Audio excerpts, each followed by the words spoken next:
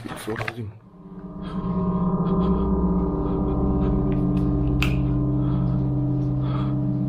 Astagfirullahaladzim. Astagfirullahaladzim. Astagfirullahaladzim. Astagfirullahaladzim. Astagfirullahaladzim. Astagfirullahaladzim. Ini apa?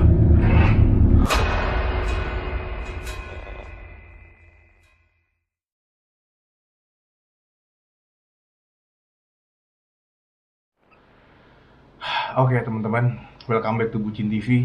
Jadi pada video kali ini gue mau sedikit sharing cerita juga. Saat ini gue sedang berada di sebuah hotel yang terletak di kota Semarang, pusat kota Semarang. Jadi memang di sini tuh sebenarnya berada di pusat kota, di sini daerah rame sebenarnya, bukan daerah terpencil. Nah, gue sudah menginap selama 2 hari di hotel ini. Ini adalah malam kedua gue nginep di hotel ini. Jadi gue dari Jakarta barengan sama Bang Brew, sama Bucks 8, sama Ece Yosia. Kami berempat nginep di Semarang di sebuah hotel. Awalnya gue nggak tahu nih ya, hotel ini, maksud gue nggak tahu sejarah dari hotel ini, apa yang pernah terjadi di hotel ini. Jadi kita check-in aja. Nah, kita diarahin, dikasih 2 kamar. Ece kan sendiri tidurnya, dan gue bertiga nih sama Brew sama Bucks. Nah, Ece dikasih kamar 105. Sementara gue sama Bucks sama Brew dikasih kamar 104. Nah ceritanya Ece sendiri nih tidur di 105. Waktu itu nyampe Semarang itu sekitar jam 2 siang. Lalu akhirnya Ece tidur. Ece tidur siang, kita semua tidur siang karena emang capek banget ya kan, tidur siang, bangun maghrib. Setelah itu malamnya kita konten, gue explore di salah satu lokasi yang ada di kota Semarang. Setelah itu balik ke sini dan tepar nih, karena emang masih capek ya kan, kurang tidur, kita tidur lagi. Ece tidur mungkin gak lama ya, Ece cuma tidur sekitar mungkin sekitar 2-3 jaman doang. Sekitar jam 3, gue lupa nih ya jam berapa, sekitar jam 3 kalau nggak salah, jam 3 malam itu Ece reperpan. Ece reperpan karena dia sendirian di sini ya kan. Dia merasa pada saat lagi reperpan, kalau teman-teman tahu ya, atau yang pernah reperpan itu tuh kayak kondisi setengah sadar, tapi sebenarnya sadar, tapi badan tidak bisa digerakkan. Bahkan gue juga pernah reperpan, bahkan mata gue aja nggak bisa noleh ke kanan kiri tuh nggak bisa gitu. Mesti bener-bener mata gue tuh lurus ke depan pandangan, dan badan gue tuh gemeteran, tapi gue nggak bisa bergerak. Gue nggak tahu, mungkin ada penjelasan ilmiahnya ya. Setelah itu Ece merasa di samping dia, jadi Ece tidur di sini, dan Ece merasa di samping dia sebelah sini itu ada cewek. Jadi di ujung mata Eca seperti melihat ada sosok perempuan yang tidur di samping dia. Dan seremnya, si cewek ini nangis. Katanya sih nangis kayak nangis merintih gitu. Setelah itu mungkin si Eca istighfar sampai akhirnya Eca sadar, bangun, langsung Eca ke kamar gue nih. Ke kamar gue ngetok-ngetok ya kan, minta bangunin ya kan. Jadi dia takut lah ya sendirian di kamar ini. Setelah itu dia minta tukeran kamar. Akhirnya malam itu tukeran kita. Nah, gue sekarang sudah berada di kamar 105, di mana Eca merasa reperpan dan merasa dia nggak sendirian di kamar ini. Ini udah malam kedua nih. Nah, jadi urutan ceritanya tuh ya, setelah itu kan menjelang pagi ya. Udah menjelang pagi, akhirnya karena gue penasaran, si Brew langsung lanjut tidur. Bucks masih ngedit video, dan gue searching, gue googling apa yang terjadi sama hotel ini. Sorry banget teman-teman, gue nggak bisa nyebutin nama hotelnya karena ini menyangkut dengan privasi hotel. Tapi hasil googling gue, ternyata pernah terjadi pembunuhan terhadap seorang wanita yang bernama Melianti. Gue merinding men, nyebut nama Melianti. Pernah terjadi pembunuhan sama seorang wanita berusia 26 tahun bernama Melianti yang dibunuh oleh kekasihnya bernama Okta di kamar ini. Ya, di kamar ini men. Waktu gua googling sih ya, kejadian itu di kamar 102. Nah, kamar ini 105. Jadi nanti gua akan tunjukin di luar kamar bahwa sebenarnya di lantai 1 ini, hotel ini kan terdiri dari 2 lantai. Di lantai 1 ini cuma ada 4 kamar. Nah, 4 kamar itu terdiri dari 101, 103, 104, dan 105. 102-nya hilang. Sementara gue lihat di video YouTube yang memberitakan atau mewartakan tentang pembunuhan di hotel ini, itu posisi kamar pembunuhan itu ada di kamar paling ujung. Nah, posisi gue saat ini berada di kamar yang paling ujung. Ini 105, tapi posisi kamar ini adalah kamar di mana terjadi pembunuhan itu.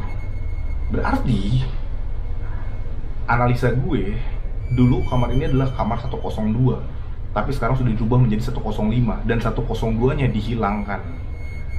Men, sorry banget, gue tidak bermaksud untuk merusak reputasi hotel, tapi ini benar-benar kebetulan yang sangat kebetulan.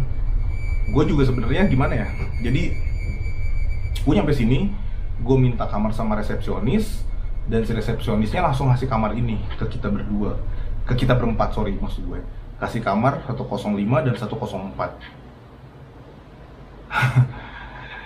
Ya, jadi intinya kamar yang gue tempatin ini adalah kamar lokasi pembunuhan terhadap korban bernama Melianti yang dibunuh oleh kekasihnya bernama Okta. Ini situasi kamarnya. Gue akan review dulu kamarnya ini sebelum nanti gue akan coba keluar ngendap-ngendap karena gue nggak mau ketahuan sama karyawan hotel. Gue udah nonton video dimana diberitakan tentang pembunuhan yang ada di kamar ini, coy. Dan kamarnya cocok banget. Patokan gue adalah di sini ada 2 lampu hias, yang satu mati, yang satu menyala. Dan itu cocok banget seperti yang ada di berita. Nanti gue akan tunjukin footage-nya. Ini kasurnya. Di sini ada bangku juga. Bangku ini harusnya di sini sih, ya kan? Ini kan di sini ada cermin. Ini cermin. Di sini ada TV. Nah, seharusnya bangku ini posisinya di situ. Tapi karena di bawah ini dipakai tidur sama si Bugs, makanya bangkunya digeser ke sini. Di sini ada 2 buah kayak meja. Ini kayak 2 buah meja. Dan ini toiletnya. Oke. Mayat si Melianti itu ditaruh dalam lemari. Harusnya lemarinya ada di sini. Tapi sekarang lemarinya udah dibuang mungkin ya sama pihak hotel. Di sini sepatu gue, ini barang-barang gue semua. Dan di berita kondisi si gadis itu ditaruh di dalam lemari, setelah itu dikeluarkan oleh polisi dan direbahkan di sini. Kakinya tuh ada di sini posisinya.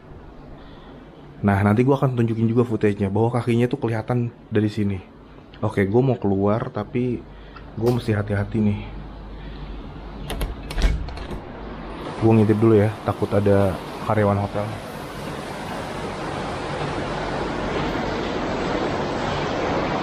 Ya, sekarang lagi hujan deras men di Semarang. Nah, kamar gue ini posisinya di paling ujung. Patokan gue ada box merah dan ada pintu ujung. Astagfirullah, apaan itu? Nggak tahu.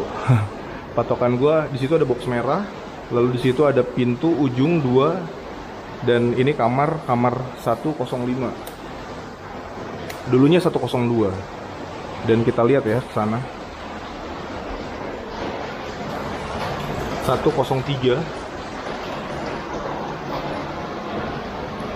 104 ini kamar Eja. Dan di sana 101.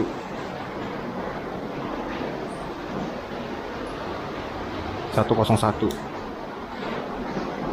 Dan di sini ada tulisan 102 sampai 104 ke arah sana. 104, 103, dan seharusnya ini 102. Tapi sudah dirubah menjadi 105. Oke, kita masuk lagi. Ya, sekedar cocok logi, kejadian yang menimpa Echa Yosia ternyata bukan sebuah kebetulan, men. Ya, gue sebenarnya nggak percaya sama arwah gentayangan ya, atau arwah penasaran. Tapi Echa merasa dia rep-repan di sampingnya ada seorang cewek yang sedang merintih. Itu posisinya Echa belum tahu loh. Echa sama sekali belum tahu kalau kamar ini bekas pembunuhan. Echa baru tahu, atau kita baru tahu setelah kejadian. Gue searching, gue googling, baru buat bisa tahu, men. Nah, berhubung sekarang gue sudah terlanjur menginap di kamar 105 ini, atau yang dulunya 102, lokasi pembunuhan Melianti yang dibunuh oleh kasnya bernama Okta, ya gue rasa kayaknya nggak ada salahnya untuk gue bikin video uji nyali. Jadi saat ini Breo atau Irfan sama Bugs lagi keluar untuk cari makanan sahur. Gue sengaja ditinggal sendirian di sini. Gue sekalian mau bikin video uji nyali. Tapi sayangnya gue nggak bawa kamera infrared, cuy. Ini kalau bawa kamera infrared bisa gelap-gelapan kita di sini. Tapi gue mau coba mati-matiin lampu seredup mungkin ya.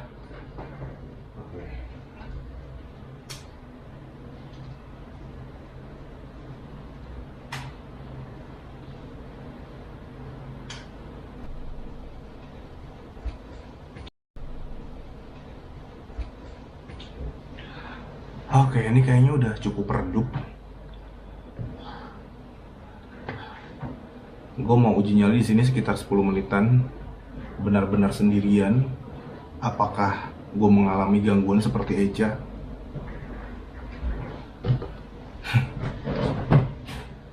Melianti,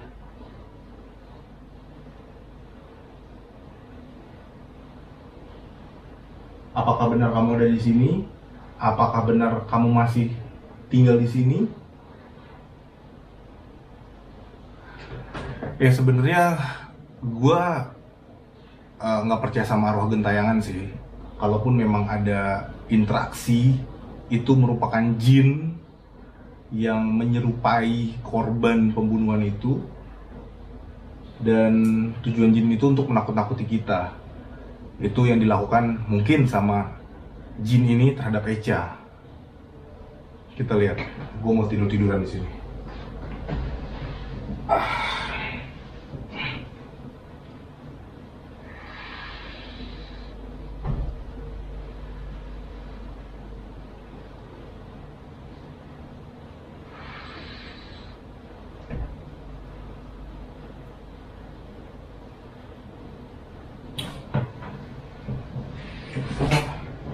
Oh ya teman-teman, gue mau cerita. Jadi setelah kita tukeran tidur di sini yang tidur gue, Irfan, sama Bugs. Bugs memang tidak merasakan apa-apa. Oh iya, si Bugs juga ngerasain. Jadi kita bertiga sama-sama mengalami keanehan, tapi keanehannya nggak terlalu parah sih. Bugs mengalami pada saat gue sama Irfan lagi tidur. Bugs katanya ngelihat lampu yang di depan toilet sana itu kayak mau koslet, redup, mati nyala kayak mau koslet gitu. Irfan, dia ngerasa seperti ada yang manggil di telinga dia, Van, Van, Van. Sementara gue merasa, gue mendengar meja ini itu bunyi sendiri kayak kayak di apa, dibentur-benturin sama tembok. Dan faktanya yang gue baca di artikel dari olah TKP, korban ini dibunuh dengan cara kepalanya dibentur-benturkan ke meja ini. Setelah itu korbannya disimpan di dalam lemari di ujung sana. Tapi ini lemarinya udah nggak ada, cuy. Ya itu doang sih sebenarnya yang gue rasain. Itu pun posisi gue masih bertiga, gue, Irfan, dan Breo. Posisinya Breo tidur, Bugs tidur, dan gue kaget bangun ngedenger suara meja itu dibentur-benturkan ke tembok.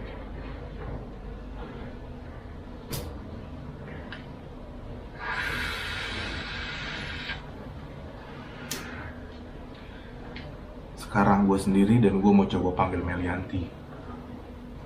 Melianti.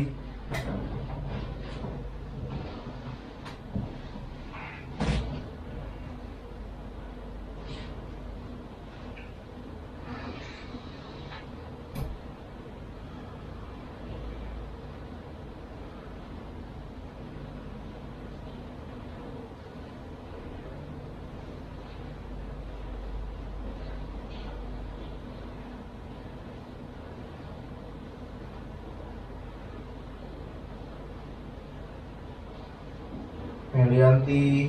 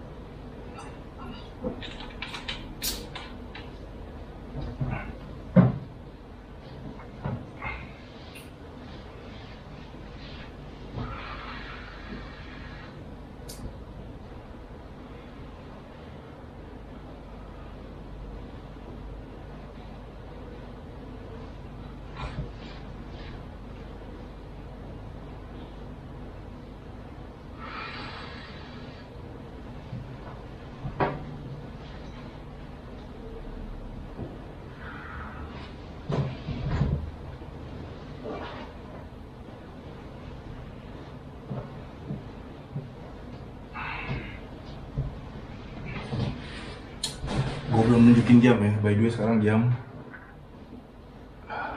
3.24, setengah 4 nih. Emang udah jamnya sahur sebenarnya.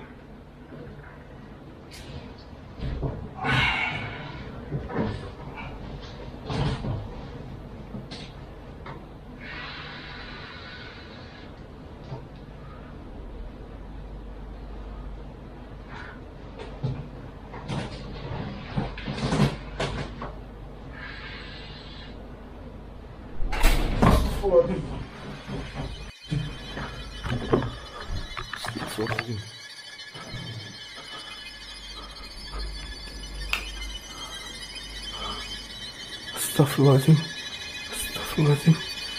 Astagfirullahaladzim. Astagfirullahaladzim. Astagfirullahaladzim.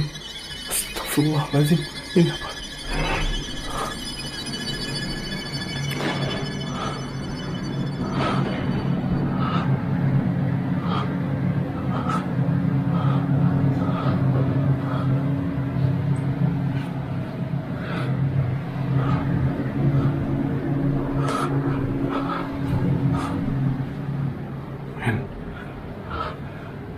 Ada yang banting pintu, men. Ada yang banting pintu. Anjay, gue cabut. Anak-anak belum pulang lagi.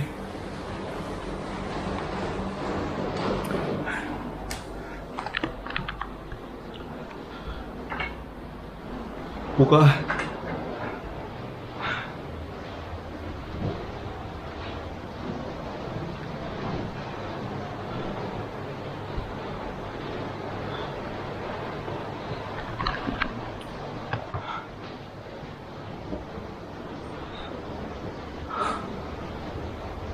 Astagfirullahaladzim, la ilaha illallah Muhammad Rasulullah SAW.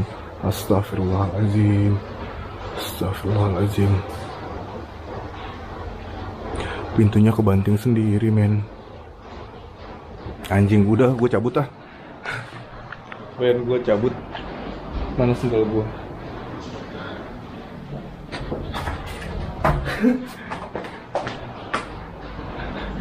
Oke lah, temen-temen. Gue nunggu di resepsionis aja.